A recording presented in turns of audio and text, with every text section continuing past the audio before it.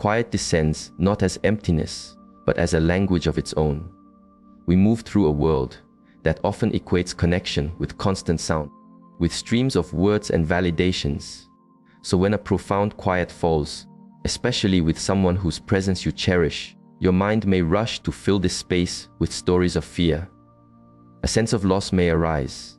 A question about your own worth might surface. But let us explore the idea that this quiet is also a form of expression.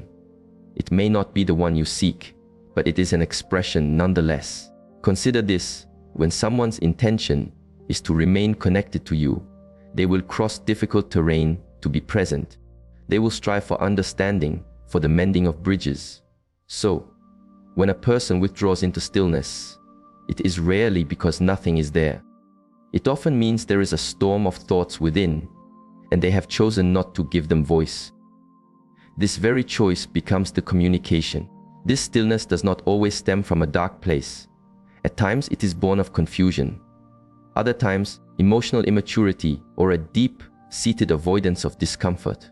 Yet, its origin matters less than what it illuminates for you, how another being handles unease, how they navigate friction, how much they are willing to stand with you when the path becomes steep, and most importantly, how deeply they respect your being, your time, and your need for clarity. The most challenging practice is to allow that space to remain, without desperately trying to fill it, to resist chasing, to refrain from pleading for explanations, and to not deconstruct your own value because another has fallen silent. When you can hold this stillness, when you resist the impulse to craft justifications for another's lack of presence, you begin to perceive the truth resonating beneath the quiet. You start to see that those who hold you in high regard do not leave you adrift in uncertainty. They do not send ripples of mixed signals for you to decode. They do not strand you in a place of emotional waiting. So, the next time quiet falls between you and another, gently ask yourself, what is this stillness truly conveying? Is it a message of, I am weathered by a storm within, but I will return when I find my center? Or does it echo, this connection does not hold enough weight for me to communicate? Is this a moment of pause, or is it the end of a sentence? Your inner energy is a precious resource, too vital to be depleted on one who refuses to speak when it truly counts. From a space of deep awareness, we find that this quiet is not a passive event. It is a choice to step back from confrontation, to refrain from explanation, to withdraw one's presence. And if this quiet leaves a landscape of anxiety and self-doubt within you, you must recognize this is not a terrain you need to fight to inhabit. You do not need to wrestle with another's stillness. You are not meant to persuade someone to communicate, to be present, to offer you stillness of mind. You can patiently await something more harmonious. The space between you should not be one of silence. You deserve the presence of reassurance. You are worthy of one who chooses dialogue over distance. One who understands that even a difficult path walked together is better than no path at all. Someone who does not use disappearing as a way to navigate difficulty. Because the true measure of a bond is not revealed when the waters are calm. It is revealed in how they show up when the waters are turbulent. We all have a human desire for answers. We all seek a sense of completion, but there are times when the stillness itself is the answer. It tells you all you need to know about a person's capacity to be present in a relationship. It reveals whether they are emotionally available or merely available when convenient. It shows you if they possess the maturity to hold the weight of a true bond, or if they are just passing through, seeking only the pleasant parts of the journey. You must trust that the person who truly sees your value will never make you feel like a distant mountain, hard to reach. They will not retreat into silence when clarity is what you need. They will not vanish when connection matters most, because when someone genuinely recognizes your worth, they speak with clarity, consistency, and profound care.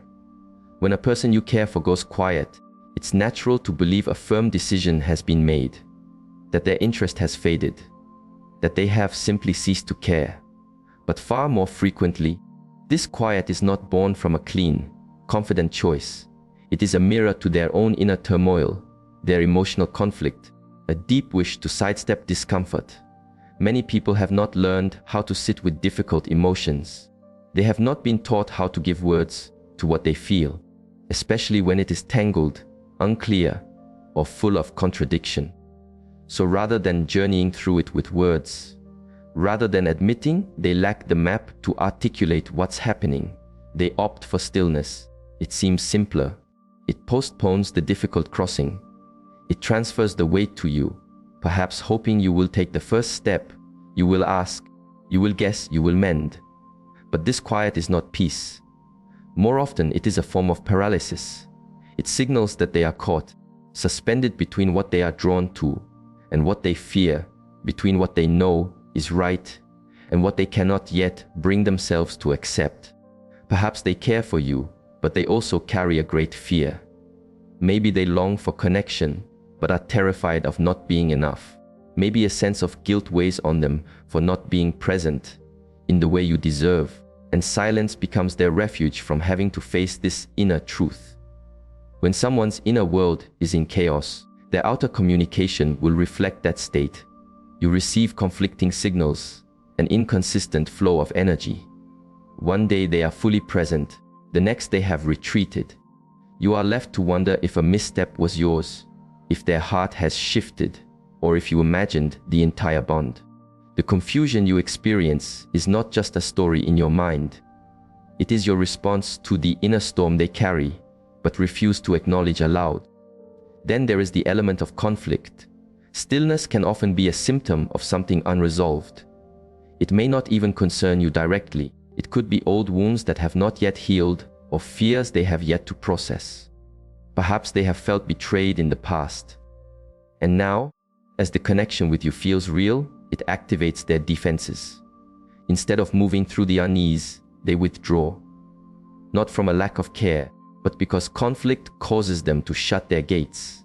Sometimes, quiet is used as a form of protection, not to inflict harm, but to shield themselves. They might think, if I say the wrong thing, I will destroy it, or if I open my heart, I might be turned away. And so, they choose distance as their armor.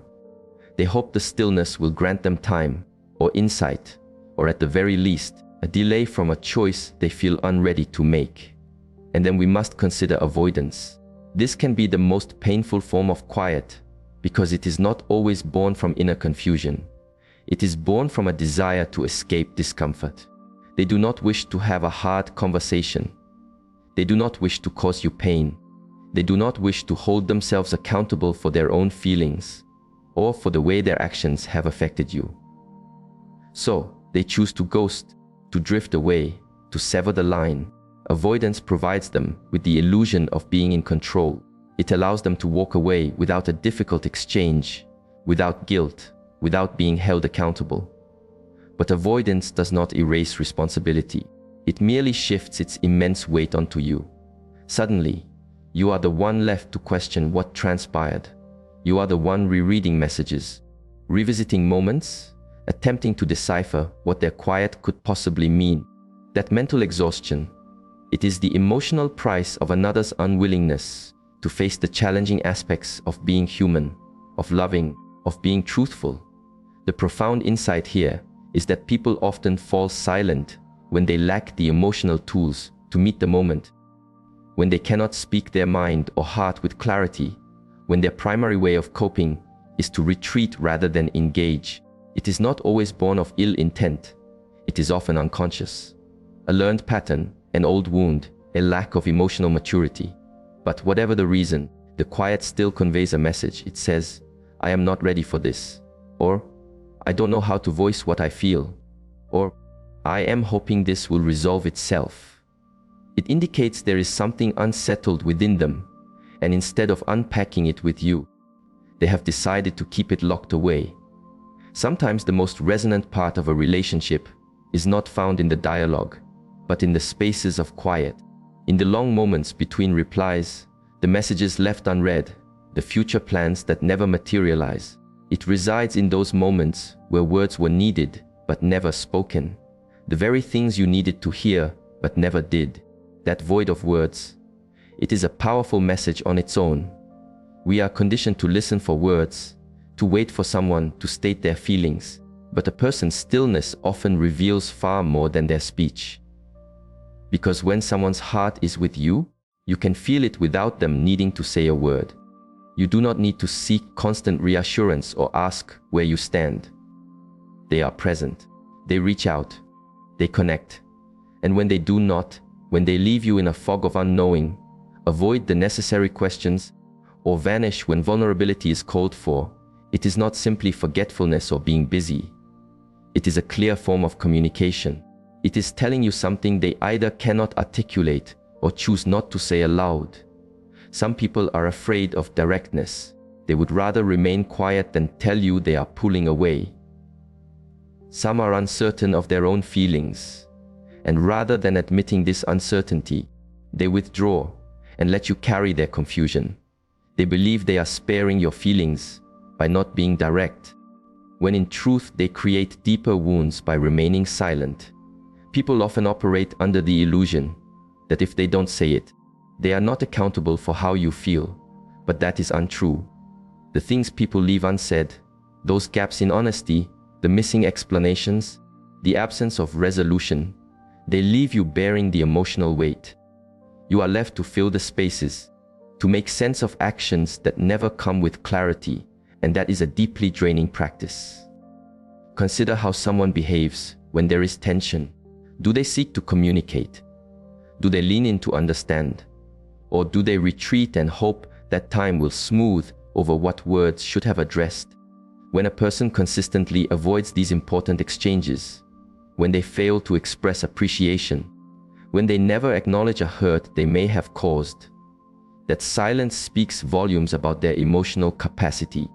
It's not only about what they withhold, but about what they are unwilling to show. The person who stops saying, "I love you," without an explanation is communicating something. The person who pulls back emotionally but acts as if all is well is communicating something. The person who leaves your questions hanging, never follows through, never inquires how you are truly doing. These are not oversights. They are patterns. They reveal comfort zones, fears, and priorities. They show you where you stand in the ecosystem of their life, even if the words are never spoken directly. What people do not say often forces you into the role of interpreter for their emotions, a role that is not yours to play. You should not have to decipher another's behavior to feel a sense of security. You should not be left to guess whether you are respected or valued. If it is not being spoken, if it is not being shown, that is already an answer. When you begin to observe the quiet moments, the missed apologies, the delayed messages, the lack of interest in your inner world, you stop clinging to words once spoken, but no longer supported by presence. You understand that "I am no longer invested" may not come as a sentence. It arrives as distance, as disinterest, as emotional detachment. The act of not speaking up, not communicating, not engaging, that is not a neutral act. It is a powerful form of emotional expression, and it is often far louder than anything that could have been put into words. Because silence does not leave room for clarity, it leaves room for doubt. And that doubt becomes the foundation for mistrust, insecurity, and imbalance. You start to discern the difference between someone who is naturally quiet and someone who is intentionally avoiding the truth, between someone who is gentle with their words and someone who is withholding them, between someone who does not talk much and someone who is silently creating distance to avoid responsibility. And that distinction holds all the power, because not everything left unspoken is without consequence. Stillness can feel potent. It can appear poetic, even profound. In films and stories, a long pause or a quiet departure is often painted as meaningful, mysterious, or emotionally deep. We are conditioned to think that when someone retreats into silence, it must be because they feel something too vast for words, something noble, heavy, or worth waiting for. But in the stream of life, silence is rarely so romantic. More often it is confusing, painful, and filled with unanswered questions. Interpreting it through a lens of fantasy rather than reality can be one of the most painful missteps we make in our connections with others. There is a tendency to project our own feelings onto another's quiet, feelings they may not actually hold. You may think, he is quiet because he fears losing me, or she is distant because she is overwhelmed by the depth of her care. And perhaps in rare moments, that may be true, but more often, this silence is not depth, it is avoidance. It is emotional hesitation, a fear of responsibility, or a simple lack of effort. If you are not mindful, you will begin to romanticize a form of neglect as a sign of hidden affection. It is tempting to believe the silence is significant because it offers you hope. Hope that it is not finished. Hope that they will return. Hope that the absence of words does not mean an absence of care. But when you fill another's quiet with your own narrative, you begin building a version of the connection that exists only in your mind. You stop seeing what is and start holding on to the story you wish were true. Silence can feel intimate, especially after sharing profound moments with someone. So when the quiet arrives, it's easy to misread it as a continuation of that bond, as if a thread still exists that words cannot sever. But stillness is not always sacred. Sometimes it is simply emptiness. Sometimes it is just avoidance masked as mystery. And if you continue to treat it as something beautiful, you risk overlooking the very real lack of communication and emotional presence happening right before you. You must be honest with yourself about what this quiet is costing you. Are you spending your precious energy trying to understand someone who has no desire to be understood? Are you shrinking your needs, lowering your standards, hoping your patience will somehow inspire them to speak? Are you holding on to someone who has already left, simply because they did not announce their departure aloud? Because quiet is not always a pause in the story. It is often the final chapter. Not every story concludes with words. Sometimes the exit is a quiet one. No final explanation, no resolution. And when that occurs, it is painful, but it also reveals something essential. Someone who does not honor your need for communication cannot build a true partnership. Clarity is not something you should have to chase. You should not have to guess if you are still valued. You should not have to pretend that another's silence is some great emotional gesture when it is, in fact, an emotional absence. To interpret silence with wisdom means asking difficult questions. Is this person quiet because they are processing, or because they have disengaged? Are they creating space out of care, or because their interest has faded and they lack the courage to say it? Are you holding on to their silence because it makes you feel connected, or because you are afraid of what their words might finally confirm? These are questions that demand a gentle but firm honesty, not fantasy or wishful thinking. The truth is, silence is neutral until we assign it a meaning. And when we assign it the wrong meaning, we remain stuck in a cycle of waiting, wondering, and hoping. The more you romanticize it, the more difficult it becomes to walk away. The silence becomes the anchor that holds you long after the ship has sailed. There is a subtle form of exhaustion that comes from being the one who always extends a hand first. The one who sends the morning message.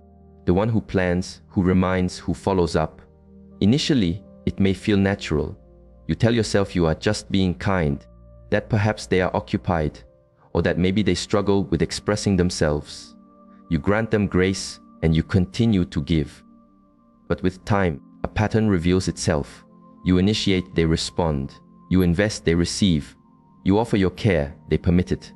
And gradually, you begin to feel the immense weight of a connection you are holding up on your own. Relationships are not a ledger of give and take, but they do thrive on mutual effort. When you are the only one initiating, the dynamic shifts from connection to pursuit. You begin to question if they are truly invested or just comfortable with being sought after. You wonder if they delight in your presence or simply do not object to it. You start to ask if they would ever reach out if you were to pause and be still. That doubt becomes a quiet hum in your daily life. You start to feel like a visitor in someone's world, rather than a cherished part of it. This one-sided flow of energy begins to erode your own foundation. It sends a quiet message that your needs are secondary, that your presence in their life does not inspire them to action. And while this may not be their intention, it still creates a profound imbalance. You may begin to retract emotionally, measuring your words, your calls, your energy, out of a fear of being too much. You overthink your natural impulse to connect because the response you receive is consistently lukewarm, delayed, or lacking presence. There is a distinction between someone who is simply not skilled in communication and someone who does not value the effort you offer. The first is willing to meet you halfway when you speak of it. The second will continue to let you perform all the emotional labor because it serves them. It maintains an easy, unchallenged dynamic. They do not have to risk being vulnerable. They do not have to invest. They just need to respond enough to keep you tethered. Initiation is a reflection of interest, not always in grand gestures, but in small, daily acts of presence. If someone wishes for you to be in their life, you will not have to constantly remind them you exist. They will create space for you.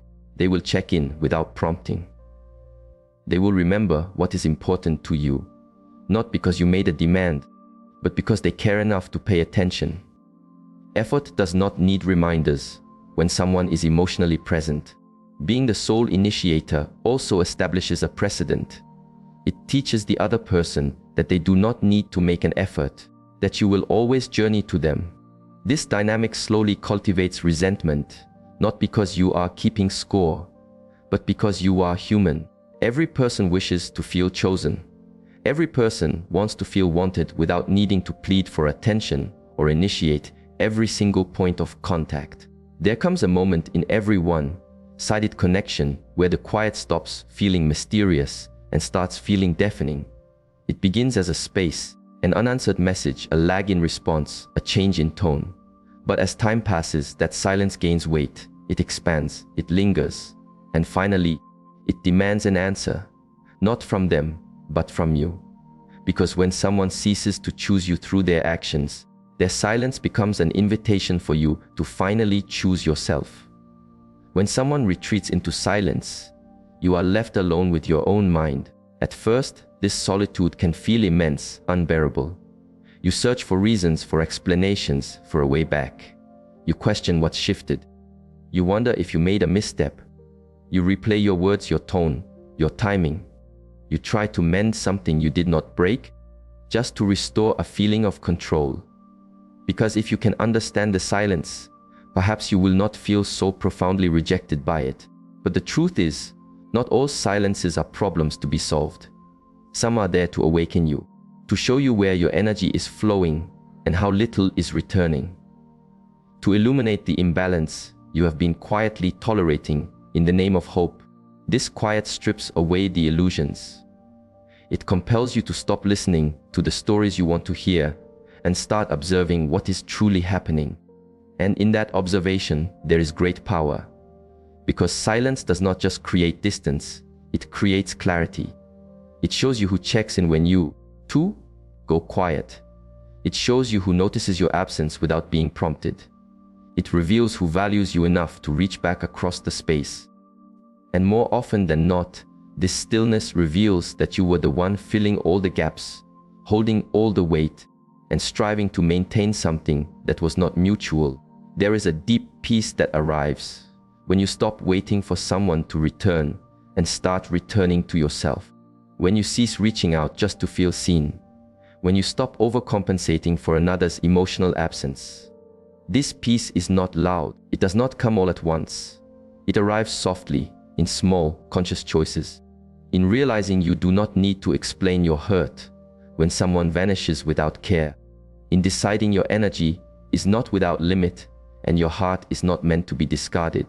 In remembering that your value does not rise or fall based on how someone else chooses not to be present. Choosing yourself does not mean you no longer cared. It does not mean you never did. It simply means you are done trying to prove your worth to someone who meets your need for clarity with silence. It means the quiet they offered you becomes the space you now use to heal, to grow, and to remember what it feels like to be whole. without relying on someone else's partial effort. You start to reclaim the energy you once spent waiting. You begin to invest it in places that feel safe, in people who do not leave you guessing, in habits that build you up instead of draining you. Silence may feel like rejection, but it is often a redirection. It is the universe gently guiding you away from someone who was not choosing you, so that you may finally begin to choose yourself without guilt. It is life clearing the noise, so you can hear your own inner voice again. The one that says, I am worthy of more than fragments. The one that says, I do not need to chase connection to be deserving of it. The one that whispers the truths you ignored, hoping things might change if you just held on a little longer. And when you choose yourself in the face of this quiet, you reclaim the narrative. You stop waiting for closure from someone who could not offer you communication. You cease trying to understand someone who will not offer you understanding in return. You stop tying your sense of inner peace to another's presence. You let their silence be what it is, a reflection of them, and not a measure of you. There is a challenging truth many people resist when they are emotionally connected to someone. If their care was deep enough, you would not be left in a state of wonder.